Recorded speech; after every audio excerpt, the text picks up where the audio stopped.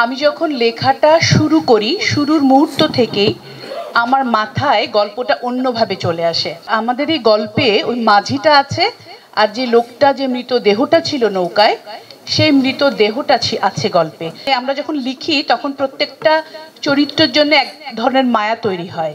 আসলে আমি একদমই পরিচিত মুখ না, যেহেতু আমি লেখালেখি করি, আমি ক্যামেরার সামনে একেবারেই স্বাচ্ছন্দ্য বোধ করি না।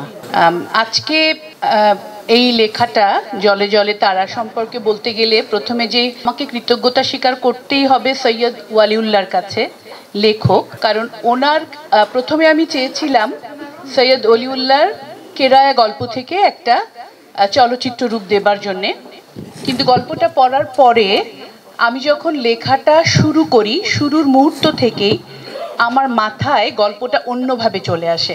আপনারা নিশ্চয়ই সবাই পড়েছেন যে গল্পটাই শুধু ছিল যে হোসেন মাঝি, একজন মাঝি, যে একটা মৃত মানুষকে তার ঠিকানায় পৌঁছে দেবার জন্য একটা যাত্রা শুরু হয়। তো আমাদের এই যাত্রাটা, আমাদের এই গল্পে ওই মাঝিটা আছে, আর যে লোকটা, যে মৃতদেহটা ছিল নৌকায়, সেই মৃতদেহটা আছে গল্পে। কিন্তু পুরো গল্পটা একেবারে অন্যরকম, একদম বদলে গেছে। এই গল্পটার মধ্যে তারা চরিত্রটা এসেছে। এই তারা চরিত্র আমার কাছে, আমি জানি না, আমি সেলিম আল-দ্বীনের ছাত্রী ছিলাম। তো উনি যখন ওনার কীর্তনখোলা লিখেছিলেন, তখন উনি বনশ্রীবালার মৃত্যুর সময়, লেখার সময় উনি মধ্যরাতে ভীষণ কান্নাকাটি করেছিলেন। তো আমার কাছে, আমি যখন এই সিনেমাটা যখন আমি লিখি, তখন আমার তারার জন্যে আমার খুব কষ্ট হয়েছে, আমার কান্না পেয়েছে।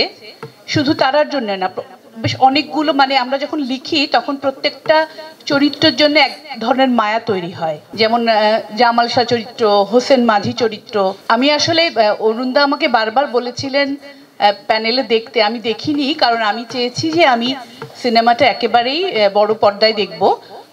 গল্পের প্রয়োজনে, বা দাদা যখন যেখানে মনে করেছেন উনি ওনার মতো কিছুটা করে, ওনার মতো, যেটা হয় সিনেমা তো একটা টিমওয়ার্ক, সেই টিমওয়ার্কে যেটা হয়েছে সেটা হচ্ছে যে অনেক কিছুই হয়তো সিনেমাটিক হয়েছে গল্পের জায়গা থেকে, একটু জুড়ে গেছে আশ্চর্য একটা বন্ধনে। আমার মনে হয় আপনাদের এই সিনেমাটা দেখলে ভালো লাগবে।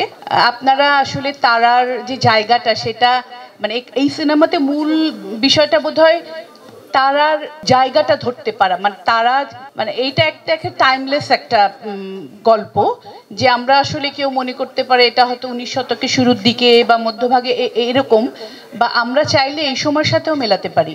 হ্যাঁ, এই সময়ের যে প্রযুক্তির যে ব্যবহার, সেই জিনিসটা নেই, কিন্তু মানবিকতা, মানুষের সাথে মানুষের সম্পর্ক, এই গল্পে প্রত্যেকটা মানুষ, এখানে কেউ কারোর সাথে আত্মীয়তার বন্ধনে আবদ্ধ নয়।